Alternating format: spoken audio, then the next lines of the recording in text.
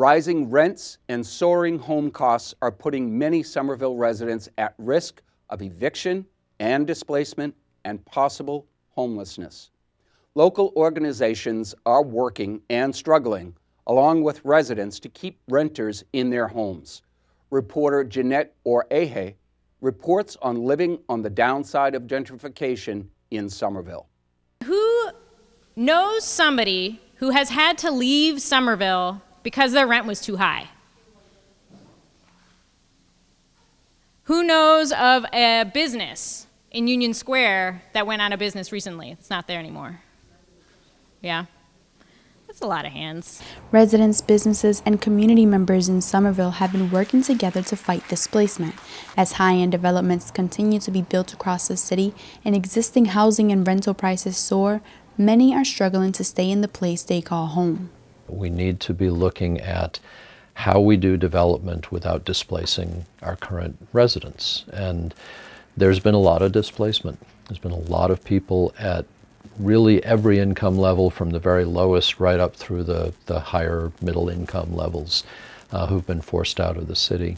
Organizations like the Community Action Agency of Somerville and Somerville Homeless Coalition have been seeing a rising number of families coming to them for one common reason. A lot of the people coming to us, coming to them for assistance is because they can't meet the rising rent costs. Someone's lease comes to an end, there's a new lease start date with an increase in the rent, and it just becomes more and more difficult. A lot of families in Somerville are paying upwards of 50% of their income towards rent, some more than 80 or 90%, and just barely getting by. For Somerville alone, housing costs are 35% higher than the state average. What it costs to live in Somerville these days for a family of 4, just to pay their rent, just to pay their bills on time, not to save money or take vacations or anything like that, just to get by, is roughly $70,000 a year.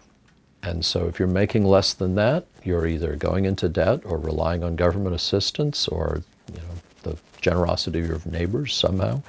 If you're making just a little bit more than that, you might be doing okay, but you're still economically vulnerable these days. The rising rent costs across the city of Somerville has been an obstacle for many, including the organizations that provide assistance to those who are struggling to make their rent payments every month and in turn are at risk of becoming homeless. We lease about over 40 apartments now throughout the community, and we're a tenant like anybody else. So if we're not able to continue to meet those rising costs, then we will have to give up those apartments. But the ones who really suffer are the people who are living in those apartments, i.e., our clients. Organizations in the city of Somerville work together to keep people off the streets all year round in various ways. And we focus on maintaining the housing of people who are at imminent risk of homelessness. So people who are in the eviction process, people who are having their utilities shut off, people who are living in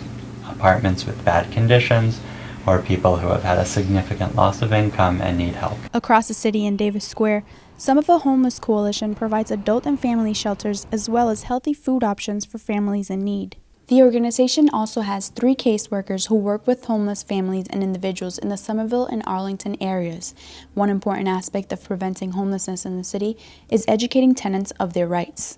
A lot of people have rents that are landlords who are trying to increase the rents or are trying to evict them because they're planning on selling.